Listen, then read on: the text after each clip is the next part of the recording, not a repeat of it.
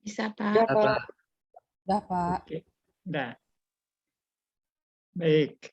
Kita lanjutkan ya. Ini merupakan pertemuan yang terakhir dengan Bapak. Selanjutnya minggu depan ya akan dilanjutkan mungkin ya, saya nggak tahu pasti, artinya yang punya waktu yang tidak dempet, apakah Pak Sakulah atau Pak Jabang atau Pak Aad ya. Yang jelas hari ini untuk biokonservasi ya dengan Bapak itu merupakan pertemuan yang terakhir. Pertemuannya nanti pada UTS saja lagi ya. Oke, sekarang kita lanjutkan materi yang terakhir. Minggu lalu sampai mana? Coba lihat. Sampai Ini sudah. zat alam. Sudah, Pak. Udah, Pak. Sudah. Ini belum. Belum, Pak. Belum, Oke. Pak. Ya. Jadi kita lanjutkan materinya. Ya, untuk ini yang terakhir ini tinggal sedikit lagi ya. Mudah-mudahan ini bisa menjadi pelengkap untuk biokonservasi dengan fokus ekosistem ya. Nah, ada 3 kriteria yang dapat digunakan untuk menentukan prioritas konservasi bagi perlindungan spesies dan komunitas ataupun ekosistem. Jadi di sini ada tidak saja sembarangan menentukan ya, suatu jenis flora atau fauna itu ditentukan harus dikonservasi, tetapi harus ada pertimbangan kriteria yang dipakai. Oleh karena itu ada 3 kriteria ya yang perlu disiasati terlebih dahulu sebelum menentukan suatu spesies atau suatu jenis dapat dikonservasi. Ya. Ataupun ekosistemnya ya. Jadi tidak saja spesies tetapi ekosistem juga dengan memakai 3 kriteria ini. Yang pertama yang harus ditentukan dulu kekhasan ya atau keunikan dari suatu tempat ataupun dari suatu spesies itu menjadi prioritas yang utama untuk dimasukkan kepada kriteria prioritas. Ya. Bagaimana jenis atau spesies itu, bagaimana ekosistem itu, di sini yang dinilai adalah kekhasannya, keunikannya. Jadi dikatakan bahwa suatu komunitas ataupun suatu ekosistem ataupun suatu jenis hayati diberi prioritas yang lebih tinggi bagi konservasi bila ia lebih banyak tersusun atas spesies endemik dan secara taksonomis bersifat unik. Nah, ini garis bawahi. Kita ulangi, suatu komunitas ataupun ekosistem ataupun spesies akan diberi prioritas yang lebih tinggi untuk dikonservasi bila mereka itu atau ia tersebut lebih banyak tersusun atas spesies endemik dan secara taksonomis bersifat unik. Jadi kalau ada suatu tempat atau suatu daerah ya, ditemukan suatu banyak spesies endemik ataupun ekosistem di sana terdiri atas ekosistem yang unik, indah ataupun langka ya. Ini mendapat suatu prioritas yang tinggi untuk dikonservasi. Jadi jangan nanti spesies yang ada di suatu daerah dalam suatu ekosistem hanya terdiri kebanyakan atau yang dominan itu spesies invasif, ya, atau spesies pionir. Nah, ini tidak masuk kriteria kekhasan. Yang masuk kriteria kekhasan adalah spesies endemik atau spesies langka atau ekosistem yang unik atau bentang landscape-nya yang indah, itu akan digolongkan ke dalam kekhasan. Seperti kalau ekosistem yang unik, seperti ekosistem cagar alam di Lembah Harau. Nah, atau di Ngalau, ya, Ngalau Kamang atau Lembah Harau di Payakumbuh dan sebagainya. Ya. Lalu apa lagi kriteria kedua? Yaitu endangered atau keterancaman. Keterancaman ini maksudnya adalah spesies yang menghadapi ancaman kepunahan akan lebih penting dibandingkan spesies yang tidak terancam kepunahan. Nah, di sini spesies-spesies yang terancam kepunahan, baik yang terancamnya disebabkan oleh kegiatan manusia ataupun secara alam, ya. Nah, ini mendapat prioritas yang kedua untuk dijadikan prioritas konservasi. Ya, misalkan apa spesies yang sekarang sedang terancam? Apakah floranya atau hewannya? Ya, itu akan menjadi lebih prioritas dibandingkan spesies lain yang tidak terancam kepunahan. Itu maksudnya. Yang ketiga, kegunaan atau pemanfaatan, manfaatnya. Spesies yang memiliki kegunaan nyata bagi manusia perlu diberi nilai konservasi yang lebih dibandingkan spesies yang tidak jelas bagi manusia. Jadi manfaatnya, ya, itu juga termasuk kriteria yang ketiga untuk diberi skala prioritas untuk dikonservasi. Jadi jenis-jenis spesies yang keasliannya itu masih ada itu dipertahankan, ya. Sehingga nanti jenis yang asli itu akan sangat bermanfaat bagi masyarakat semuanya. Jadi 3 ini kriteria prioritas untuk mengklasifikasikan, ya, skala prioritas bagi suatu organisme, spesies ataupun komunitas atau ekosistem. Dengan mengkonservasi spesies itu sudah termasuk ke dalamnya nanti mengkonservasi genetik unit-unit yang terkandung di dalam spesies itu. Baik, kita lanjutkan.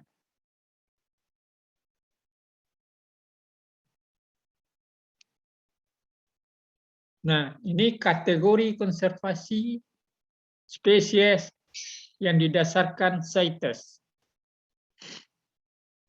Conservation International Trade Endangered Species. Ya, suatu lembaga internasional, ya, yang bergerak dalam konservasi, disingkat dengan CITES. Jadi suatu spesies itu nanti diacu, ya. Apakah dengan peraturan Menteri Lingkungan Hidup, ya, atau dengan CITES, atau dengan satu lagi dengan apa? IUCN, ya. Nah, itu coba dilihat. Kadang-kadang di Permen Lingkungan Hidup suatu spesies itu tidak dikonservasi, tetapi secara CITES dia masuk konservasi ataupun secara IUCN. Nah, yang pertama kategorinya extinct atau punah. Artinya di sini spesies yang punah itu ya tidak ditemukan lagi di alam pada masa sekarang. Contohnya spesies-spesies purba yang lama. Nah, apa contohnya ya seperti dinosaurus ya. Itu merupakan boleh dikatakan sudah extinct dia. Tidak ditemukan lagi di mana di belahan bumi ini ya. Itu contohnya. Kemudian kategori yang kedua disebut endangered dalam posisi genting. Ya. Artinya di sini posisinya spesies yang mempunyai kemungkinan tinggi untuk punah atau lebih selain genting ada juga yang mengistilahkannya terancam ya. Spesies-spesies yang terancam ya yang kemungkinan untuk punahnya sangat-sangat tinggi. Yang ketiga klasifikasinya tingkatnya adalah vulnerable, rentan. Ya, vulnerable artinya spesies yang dia termasuk genting atau terancam dalam waktu dekat.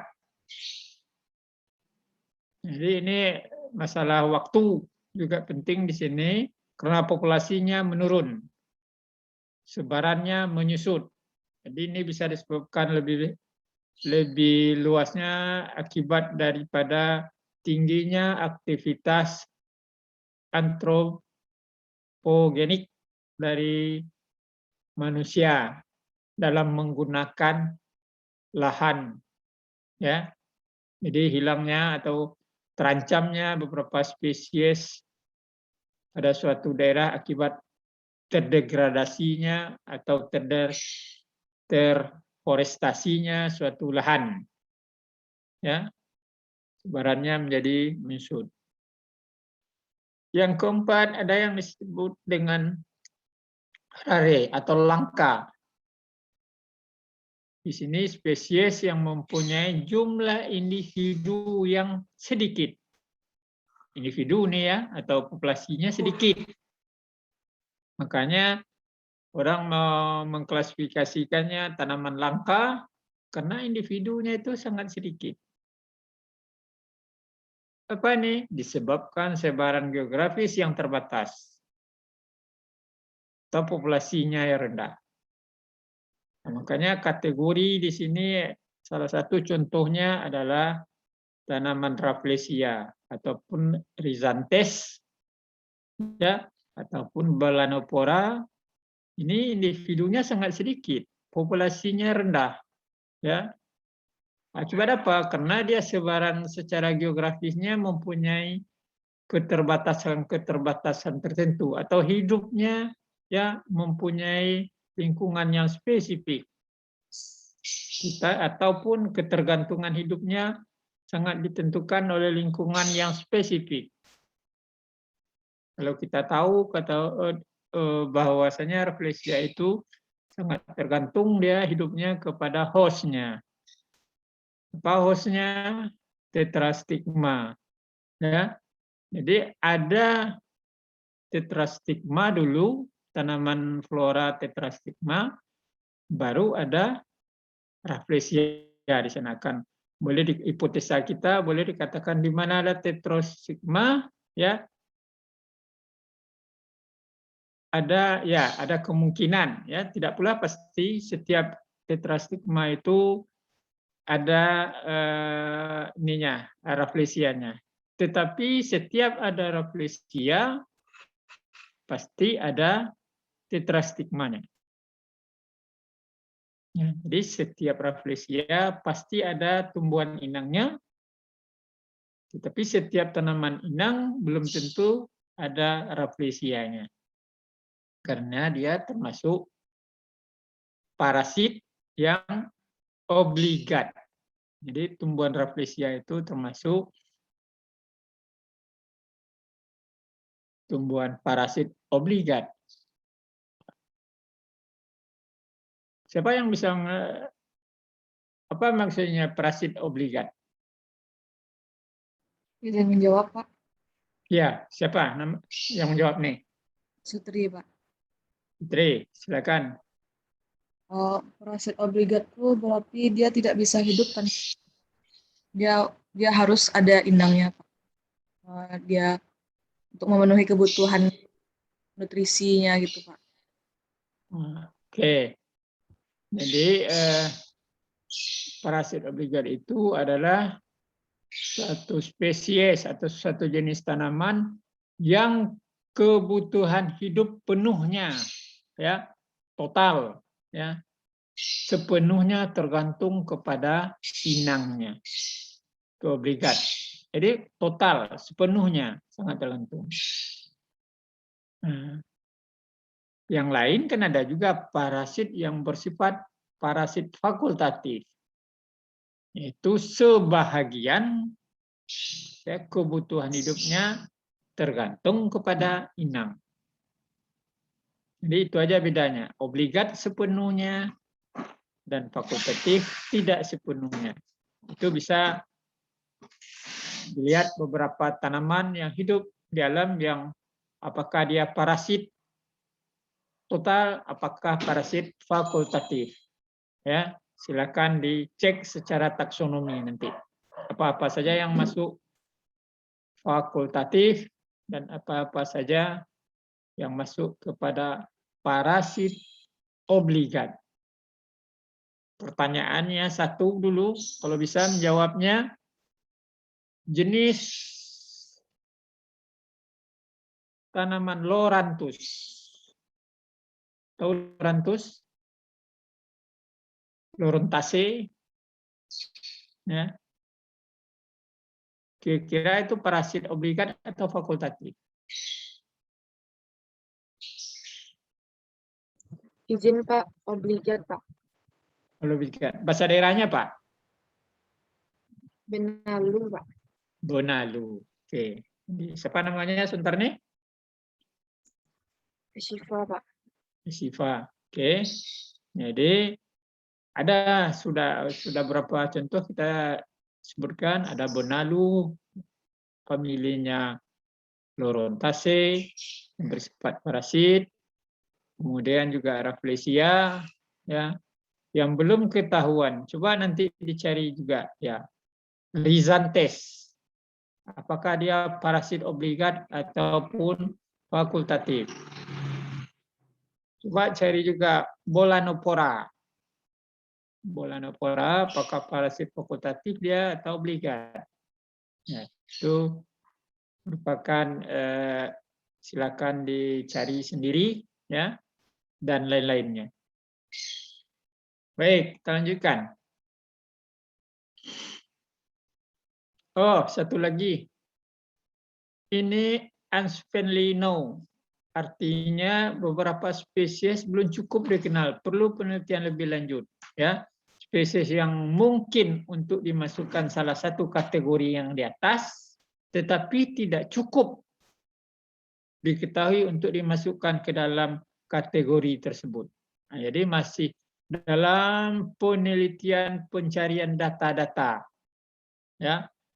Dimasukkan langka, tidak mungkin. Dimasukkan kepada rentan, belum jelas. Apakah dia genting, belum jelas. Apakah dia akan punah, belum jelas. Ya, nah, itu spesies-spesies teridentifikasi nanti di alam, ya. Nah, itu termasuk belum cukup dikenal, belum cukup diketahui, ya. Jadi perlu penelitian-penelitian lebih lanjut terhadap spesies tersebut. Jadi ada pula kategori ini, ya, belum cukup dikenal dengan istilah insufficient now. Selain dari yang empat di atas, ada yang langka, ada yang rentan, ada yang genting atau terancam, ada yang punah. Lalu kalau di flora, kalau tadi sama sekali sudah punah, ya contohnya kelompok-kelompok hewan dinosaurus dan lainnya.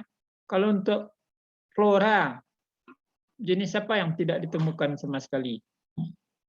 Siapa yang pernah ada membaca-baca jenis flora yang tidak ada sama sekali atau tidak ditemukan baik melalui beberapa referensi, apa kira-kira?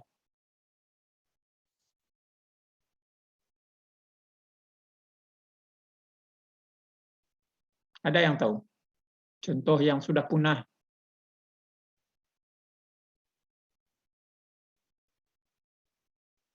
Tidak tahu.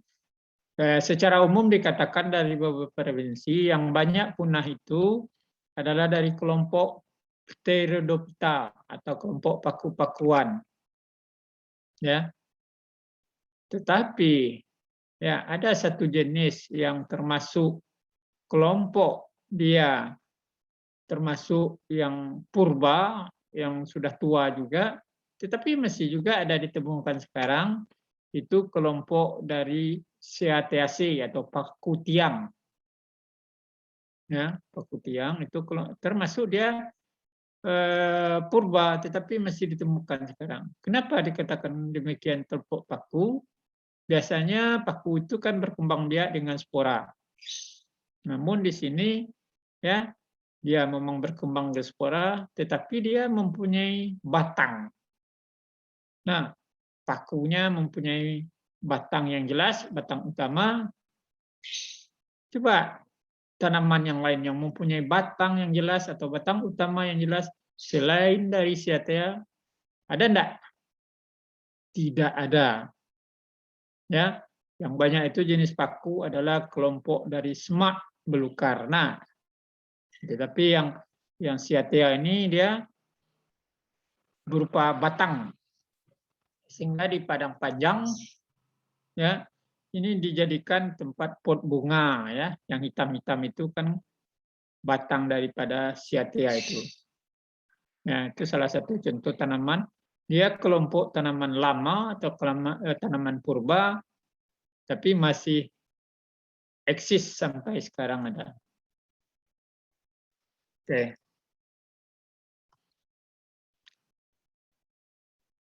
Ada lagi berdasarkan kemungkinan kepunahan menurut Mace and Lander. Ya. Ini ada acuan dari Mace and Lander itu menyebutkan beberapa istilah. Dia pakai persentase dan waktu. Katanya di sini yang dikatakan spesies kritis itu adalah spesies yang mempunyai kemungkinan 50% atau lebih untuk punah dalam waktu 5 tahun atau 2 generasi. Jadi dia mengacu kepada prediksi ya atau ramalan ya spesies yang 50% untuk punah dalam waktu 5 tahun atau 2 generasi itu dikelompokkannya ke dalam spesies critical atau critical species. Di sini persentase 50 dan waktu dan generasinya ya, 2 generasi. Nah, apalagi yang dikatakan spesies genting ya, apabila spesies yang memiliki kemungkinan 20 sampai 50% untuk punah dalam waktu 20 tahun atau 10 generasi. Itu dikategorikannya ke dalam spesies genting ya atau terancam. Nah, bisa juga genting disebut orang dengan terancam.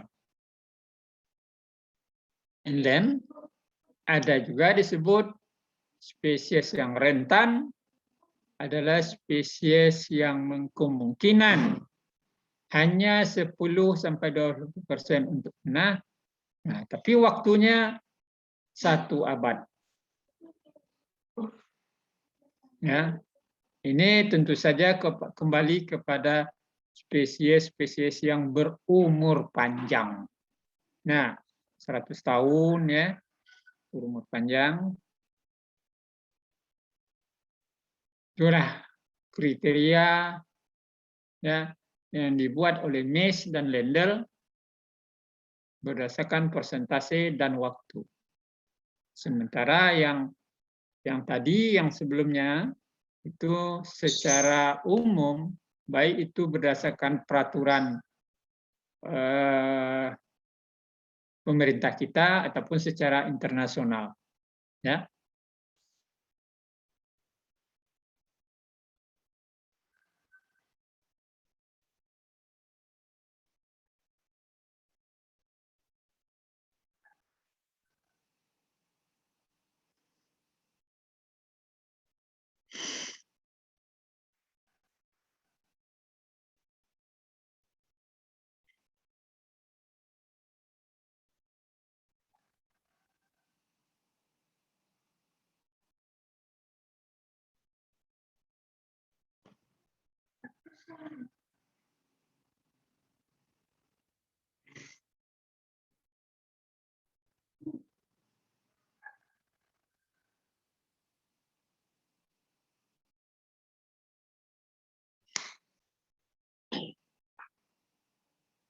Oke. Nah, kira-kira ini sudah cukup jelas. Coba kita lihat permasalahan konservasi di Indonesia. Ini gambar apa nih?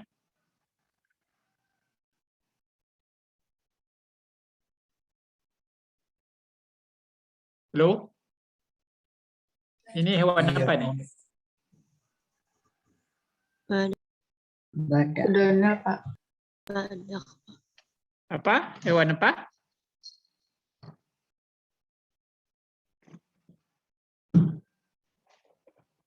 Tidak ada yang tahu. Badak. Badak.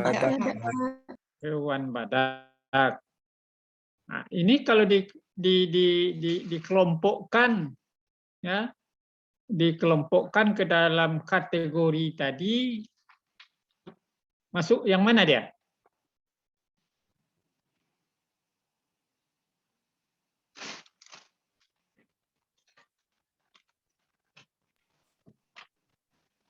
Siapa yang bisa jawab? Masuk kelompok punah tidak? Kelompok yang genting atau terancam bagaimana? Ya, yang masuk kelompok yang belum diketahui bagaimana? Kira-kira yang mana kelompoknya nih? Kalau badak, secara status konservasinya. Terancam, Pak. Terancam. Oke.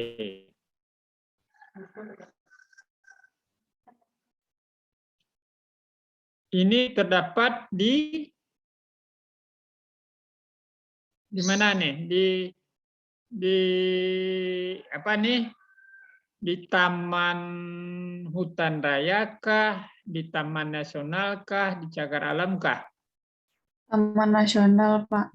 Taman Nasional apa? Ujung Kulon, Pak. Ujung Kulon, di mana? Di Pulau Jawa, Pak. Jawa apa?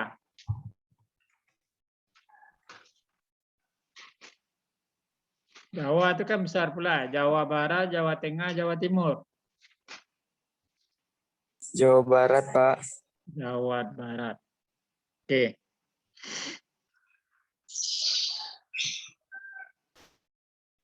Nah, kita lanjutkan lagi sikap pemerintah terhadap konservasi ini. Ya. Bagaimana sikap pemerintah terhadap konservasi ini atau biokonservasi ini? Ya. Ada 4 bidang, ada 4 kegiatan konservasi. Ya. Yang pertama, pembuatan kebijakan dengan adanya regulasi-regulasi atau peraturan-peraturan. Salah satunya adalah Undang-Undang Nomor 5 Tahun 90. dan lain-lain sebagainya, atau undang-undang atau peraturan pemerintah nomor 106 tahun 2018, ya, atau banyak lagi tuh, ya, regulasi-regulasi atau peraturan-peraturan yang dibuat oleh pemerintah. Lalu dengan adanya kegiatan konservasi ini tentu ada perlu pendanaan atau keuangan. Ini suatu Direktorat Jenderal Kehutanan, ada bidang konservasi, ya. Di sana akan menganggarkan nanti masalah fundingnya. Kalau di dunia kan WWF itu namanya, ya. Tapi kalau di kita di bawah Direktorat Jenderal Kehutanan, kalau nggak salah di bidang KSDA-nya, konservasi sumber daya alam hayati, ya, KSDA. Nah, lalu 4 bidang konservasi ini juga tidak terlepas dari bagaimana, ya, sosial dan budaya dari masyarakat di sekitar lokasi yang dikonservasi ini perlu, tapi di sini lebih ditekankan kepada ilmu sosialnya, ya. Bagaimana interaksi antara pada lokasi konservasi dengan sosial, sehingga kebijakan daerah konservasi itu tidak diganggu oleh masyarakat sekitarnya. Jadi perlu kearifan lokal dari masyarakat yang tinggal di daerah sekitar konservasi. Jadi dua-duanya, ya, masyarakat bisa berdampingan dengan daerah konservasi. Inilah yang akan dicari metode-metode yang baik seperti yang terjadi di daerah mana nih, yang baru ini, di daerah Nusa Tenggara Timur apa Barat, yang Komodo. Timur, ya. Nah, jadi kan itu ada agak sedikit ribut tentang masalah pengembangan, ya, pengembangan dari kawasan konservasi Taman Nasional Komodo itu dengan meningkatkan suatu areal destinasi para wisata di sekitarnya. Ya. Dulu sudah kita singgung juga bahwasanya jangan hendaknya memasuki area komodo atau home range daripada area komodo itu diintervensi dengan daerah pariwisata. Hanya sebaiknya dilakukan hanya pada daerah marginalnya saja atau pinggirannya saja. Kalau habitatnya itu dirusak atau diganggu, walaupun tujuannya untuk pariwisata, namun itu sedikit akan memberikan dampak, ya. Nah, itulah harus dikaji dengan kajian AMDAL dulu tuh, ya. Bagaimana dampak terhadap pembangunan pariwisata di lokasi, ya, yang berdampingan dengan daerah konservasi Taman Nasional. Itu kajian AMDAL-nya nanti itu. Lalu yang terakhir juga ada 4 bidang yang dilaksanakan konservasi itu, bagaimana mengelola manajemen, ya, itu perlu diperhatikan, ya. Suatu konservasi akan berhasil kalau manajemennya baik. Apakah manajemen dari segi sumber daya manusianya cukup, serta keuangan yang cukup, serta sosial budaya atau kearifan lokal dari masyarakat yang ada di sekitarnya, atau peraturan yang ada, ya. Semuanya ini, keempatnya ini harus sejalan, ya, paralel untuk menunjukkan daerah-daerah konservasi berjalan dengan baik. Kalau salah satu dari yang 4 ini, kebijakan 4 bidang ini macet atau boleh dikatakan tidak berjalan, maka sikap terhadap kawasan konservasi ini akan, ya, sulit untuk sukses. Jadi ada aturan, tetapi tidak ada cukup uang, tidak bisa dikelola, atau sulit asal ada saja, ya. atau intervensi dari masyarakat sekitar terhadap daerah konservasi yang hidup berdampingan. Susah juga kalau tidak ada sosialisasi ataupun pengaturan-pengaturan yang jelas. Jadi sikap pemerintah terhadap konservasi ini harus sejalan dengan 4 bidang ini.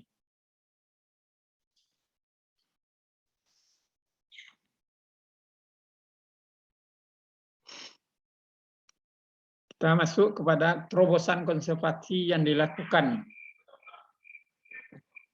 Jadi ada suatu terobosan ya terhadap biokonservasi yang dilakukan oleh baik itu oleh pemerintah ya sebagian besar oleh pemerintah. Di sana yang pertama dia akan meningkatkan ya peningkatan ya bukan peningkatan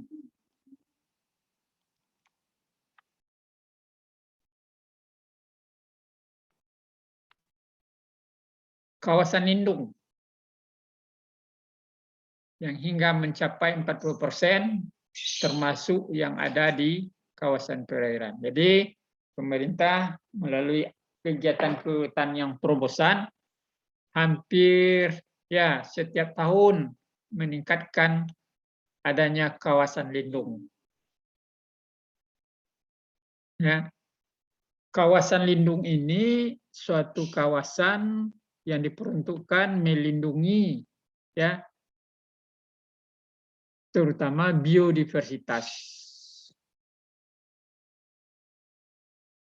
dan tatanan kehidupan orang banyak.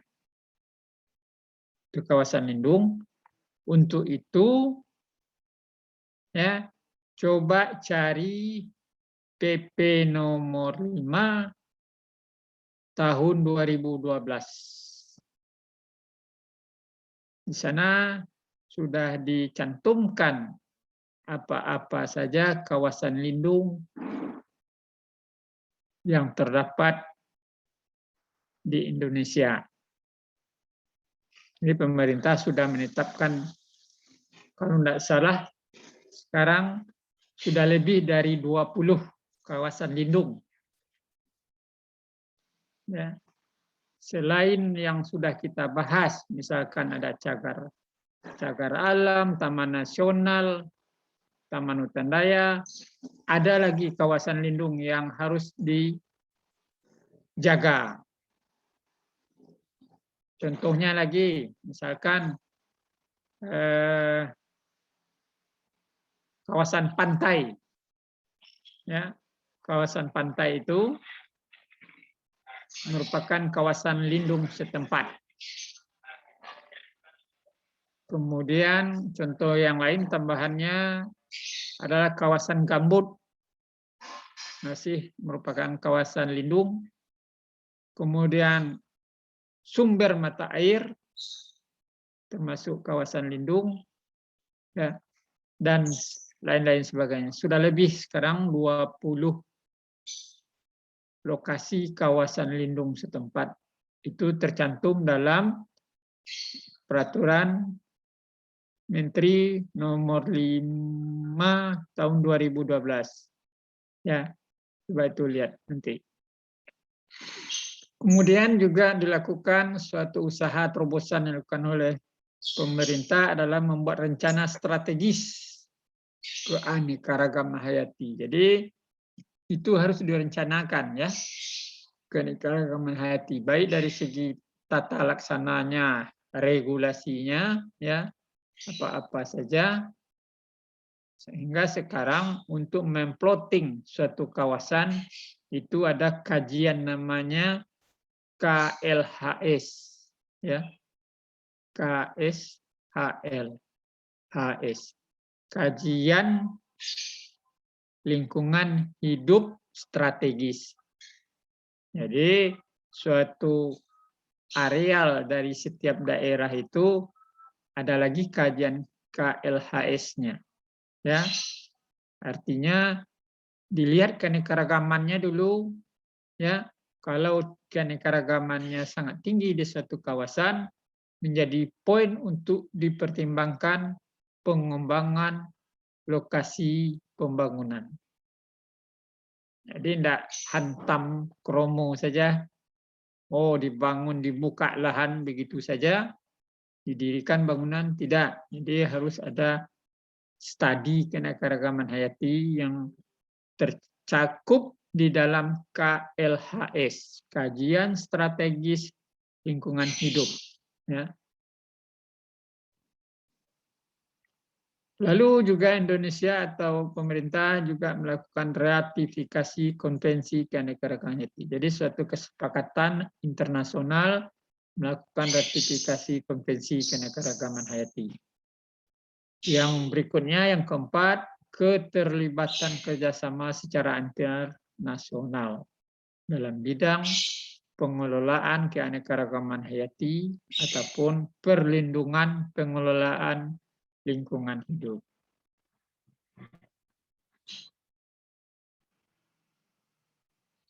Empat terobosan yang dilakukan oleh pemerintah, ya.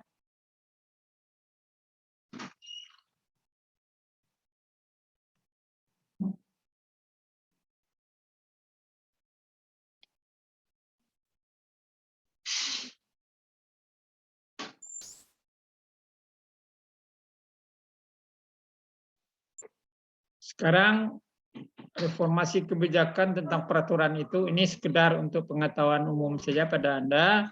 Sudah ada 157 kebijakan yang dilakukan oleh pemerintah, terutama tentang manajemen kawasan lindung. Lalu ditambah dengan Undang-Undang Nomor 5 Tahun 90 dengan penegakannya yang masih lemah, diperlukan adanya PP. Jadi begini maksudnya di sini, pemerintah sudah membuat regulasi tentang Undang-Undang Nomor 5 Tahun 90. Jadi untuk implementasinya atau penegakan hukumnya di sini terlihat masih lemah karena belum turunnya atau belum munculnya beberapa peraturan pemerintah. Jadi untuk aksi dari pelaksanaan undang-undang itu harus ada diturunkan dalam bentuk peraturan pemerintah.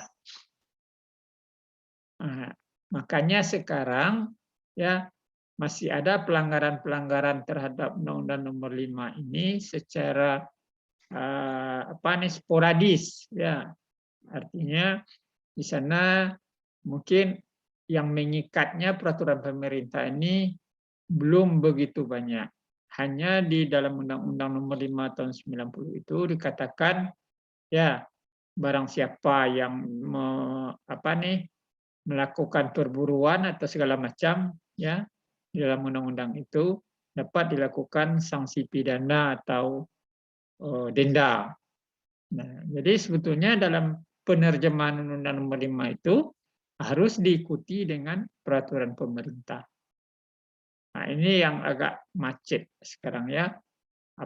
Turunan dari undang-undang itu sebagai implementasinya itu dibuat dalam peraturan pemerintah.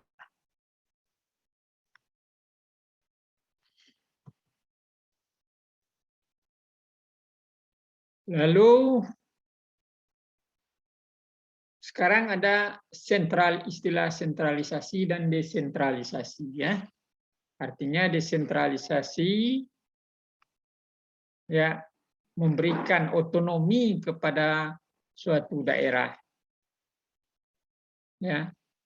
Artinya tidak semuanya nanti di pengelolaan sumber daya itu terpusat di Jakarta, tetapi ada sebagian pemberian kekuasaan diberikan kepada pemerintah daerah. Nah, itu tercantum dalam Undang Otonomi Daerah. Artinya tidak semuanya dikelola oleh pusat, ya. Yang berkewajiban adalah Pemdanya atau pemerintah provinsinya. Jadi di sini dikatakan desentralisasi membuka kesempatan bagi Pemda, pemerintah daerah, untuk mengambil keputusan tentang sumber daya alam, terutama sektor kehutanan. dengan undang-undang otonomi daerah, ya, pemerintah daerah bisa mengambil keputusan sendiri tentang sumber daya alam ini. Ya. Terutama katanya sektor kehutanan.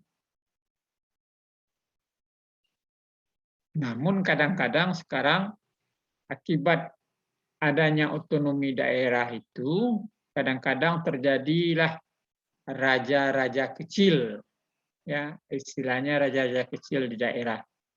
Artinya raja di sini kadang-kadang tidak mementingkan lagi, ya, aturan-aturan yang dibuat oleh pusat. Padahal dia harus inline, harus garis lurus antara peraturan daerah dengan pusat. Nah, jadi jangan bertentangan hendaknya. Sehingga kadang-kadang ada juga yang mengatakan bahwasanya sebagian daerah keputusan yang di daerah yang semula diberikan ke daerah kemudian dikembalikan kepada pusat. Salah satunya contohnya yang sudah terjadi masalah di sektor kehutanan ini. Dulu sudah dikembalikan, daerah bisa mengelola sumber daya alamnya dengan izin tersendiri. Tapi sekarang dikembalikan ke pusat. Jadi untuk eksplorasi, eksploitasi dari suatu bidang kehutanan, izinnya, ya, dikeluarkan oleh pusat. Jadi otonomi daerah itu, ya, hanya berapa tahun jalan karena adanya penyimpangan-penyimpangan yang bertentangan dengan pusat, maka dikembalikan ke pusat. Jadi sektor yang berhubungan dengan kehutanan izinnya tidak di provinsi, tetapi di pusat. Apakah pembukaan kebun, ya, kebun sawit yang cukup besar, atau pengambil alihan dari areal kehutanan untuk kegiatan pembangunan, ini Pemda harus, ya, dapat rekomendasi dari pusat. Lalu pemerintah daerah memiliki otonomi penuh, terutama dalam pengelolaan kawasan berdampak positif dan negatif. Jadi dia harus, Pemda itu bertanggung jawab, ya, baik pengelolaan kawasan yang berdampak positif ataupun negatif. Jadi jangan diserahkan dampak-dampak yang terjadi itu akibat dari satu kegiatan pembukaan lahan segala macamnya itu diserahkan ke pusat, jangan, tetapi adalah Pemda. Ini mengacu kepada Undang-Undang Otonomi Daerah.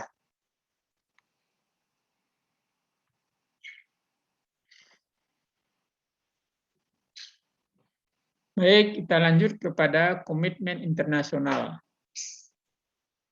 Yang pertama tadi sudah disinggung juga, secara internasional itu pengelolaan konservasi itu diatur. Yang pertama, dia meratifikasi Konvensi Keanekaragaman Hayati tahun 1994 dengan mengimplementasikan rencana strategis yang itu mengatur tentang pendanaan untuk kawasan lindung. Jadi kawasan lindung ini harus diatur pendanaannya. Mengurangi penebangan. Ya, jadi tidak ada lagi penebangan yang secara pengambilan kayu log, ya, kayu log, kayu apa nih, gelondongan, ya. Kemudian juga mengatur perburuan dan perdagangan satwa. Ini perdagangan satwa ini masih terlihat sehari-hari pada kita, ya. Apakah itu satwa dilindungi ataupun tidak. Lalu komitmen internasional yaitu mencanangkan adanya perluasan taman nasional. Misalkan ya munculnya atau timbulnya taman-taman nasional baru ya, dengan spesifik tersendiri, apakah tanaman endemiknya ataupun ekosistemnya, sehingga dengan demikian terjadi penambahan kawasan konservasi baru ya, yang berjumlah 32 sampai 51 jumlahnya. Kalau ini data lama, sekarang mungkin sudah bertambah dengan adanya beberapa tambahan kawasan konservasi baru, ya, konservasi baru.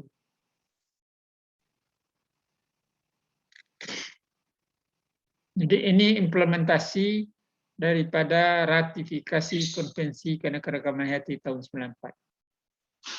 Masalah pendanaan kawasan lindung, mengurangi penebangan, perburuan, dan perdagangan satwa, perluasan taman nasional atau pembuatan ataupun perluasan dan penambahan kawasan konservasi baru.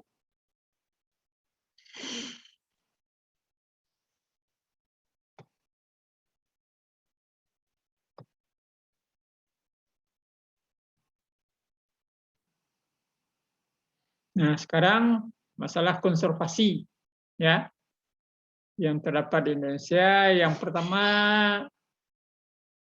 tertuju kepada tata guna lahan dan geofisiknya. Masalah yang sering terjadi adalah ketidakstabilan iklim di Indonesia. Ya. Ini termasuk masalah adanya El Nino, La Nina, monsun yang berasal dari Australia. Indonesia. Ini menyebabkan suatu masalah juga bagi daerah-daerah konservasi di Indonesia. Tapi yang paling penting di sini land use Indonesia harus mempertimbangkan faktor tadi. Tata guna lahan di Indonesia harus mempertimbangkan faktor tadi. Artinya faktor El Nino, La Nina, monsun Australia. Karena ini akan mempengaruhi juga nanti ya keanekaragaman hayati. Yang terakhir, banyak konvensi hutan di daerah terjadi tanpa mengikuti prosedur yang akhirnya hanya menyebabkan deforestasi dan bencana alam. Nah, ini yang paling banyak.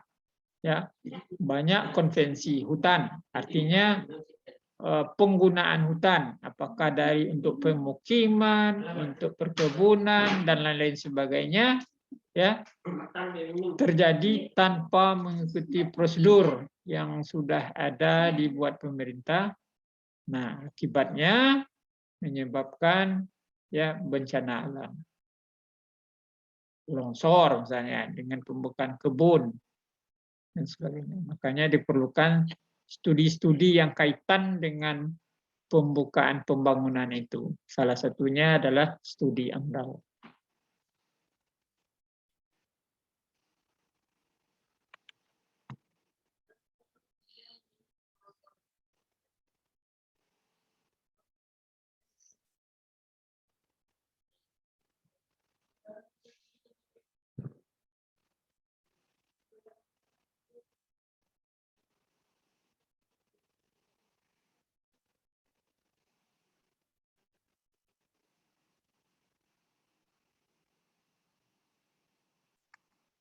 Oke.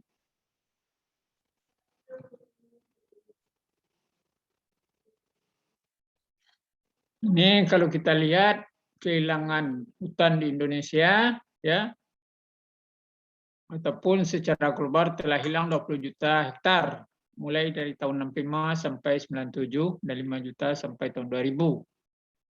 Bank Dunia memperkirakan dataran rendah Sumatera akan hilang di mana nih? Dataran rendah yang ada di Sumatera dan Kalimantan ya. Transmigrasi perkebunan penebangan menyebabkan 67% deforestasi. Jadi suatu kegiatan pemerintah yang juga menyebabkan terjadinya penurunan lahan adalah transmigrasi perkebunan, penebangan, ya, hampir 67%. Ini akan berdampak terhadap kekayaan spesies flora fauna di Indonesia. Ini masalah-masalah yang sering terjadi, ya. Seperti kita ketahui adanya dulu pembukaan lahan transmigrasi di daerah Sumatera Selatan, ya. Sehingga untuk transmigrasi itu memerlukan lahan hutan yang cukup luas sehingga akan memberikan dampak terhadap habitat daripada apakah gajah ataupun harimau, ya. Dengan tidak dilakukannya studi terhadap fauna di daerah yang untuk transmigrasi ini, maka sering kita mendengar bahwasanya gajah ataupun harimau di sana di daerah selatan mengamuk atau masuk kampung. Nah ini kurangnya ketidakintegrasiannya antara rencana pemerintah dengan bagaimana sesungguhnya habitat yang digunakan itu untuk daerah transmigrasi. Di dampak-dampaknya daerah konservasi itu sangat diperlukan dulu bidang biologi dalam mengkajinya, ya. Baru dilakukan pembangunan apa yang akan dilakukan. Nah, dalam salah satu kajian biokonservasi itu tercantum di dalam studi AMDAL, ya.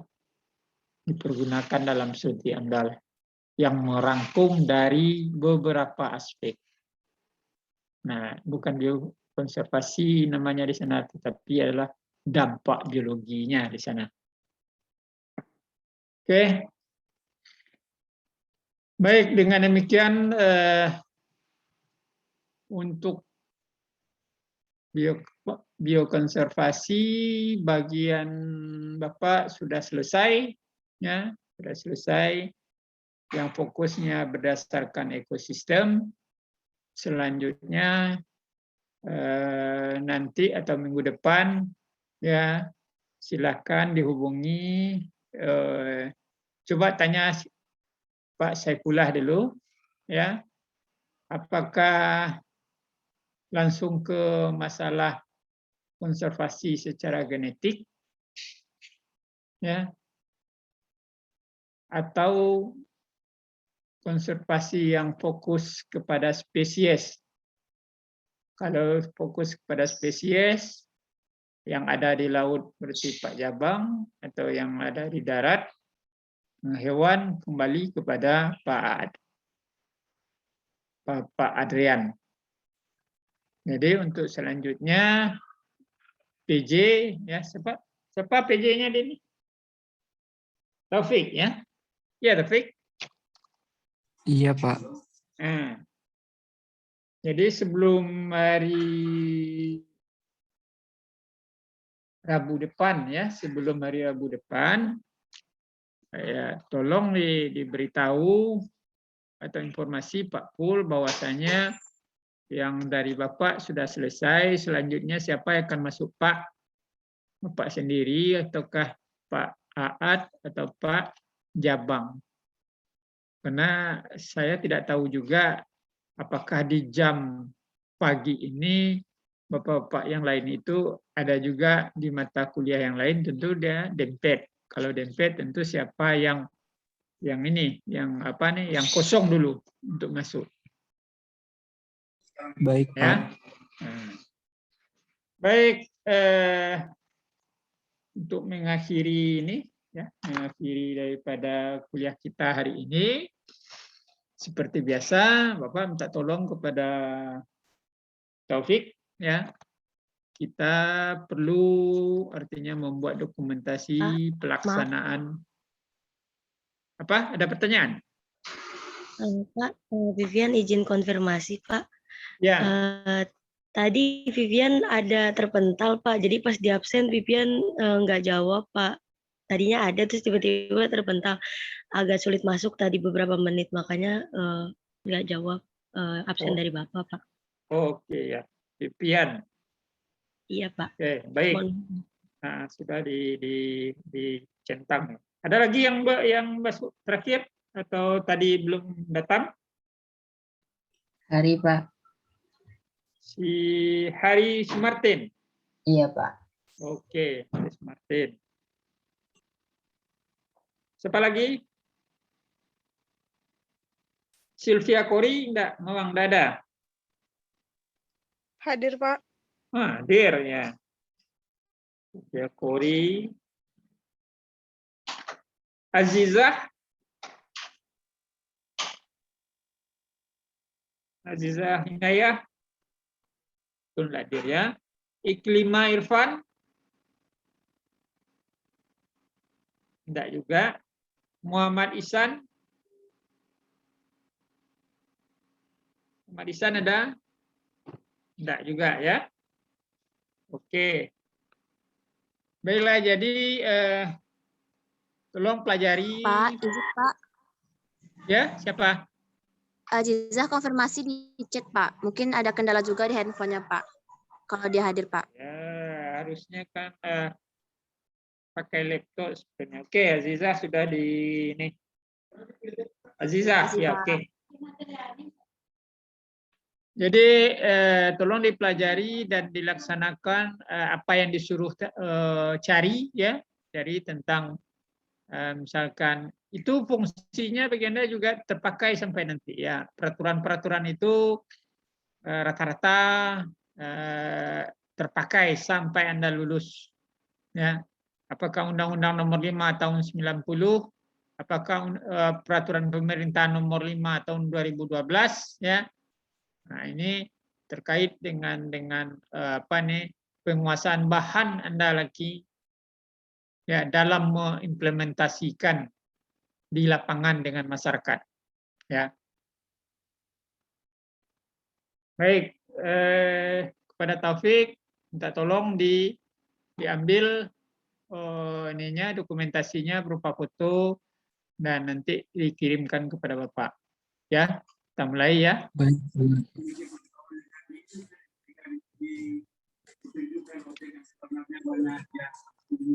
Sari boleh bisa bantu Sari? Tolong on kameranya hidupkan. Nanti kalau tidak kelihatan ya, nanti menjadi ini pula pertimbangan pula Bapak ini orangnya entah ada entah tidak. Hidupkan semua kameranya, ya. Semua kameranya. Kalau nama saja entah dia pergi kemana, tidak jelas, ya. Jadi Bapak akan cross check dengan daftar hadir ini. Apakah dia sampai habis atau keluar masuk. Silakan, Taufik.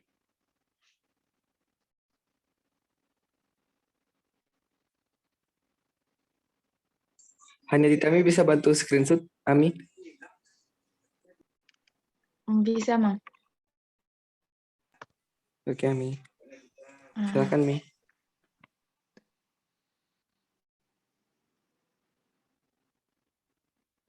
Oke, untuk slide pertama, 1, 2, 3. Slide yang kedua, 1, 2, 3. Nah, udah, Mang. Oke, Mi. Terima kasih banyak, Mi. Untuk dokumentasinya sudah selesai, Pak. Oke, terima kasih banyak. Ya, kita ketemunya dalam ujian UTS nanti ya. Tolong belajar dengan baik, semuanya dikuasai. Demikian saja. Ya, Pak ucapkan terima kasih. Assalamualaikum warahmatullahi wabarakatuh. Waalaikumsalam warahmatullahi wabarakatuh. Terima kasih banyak, Pak. Ya, sama-sama.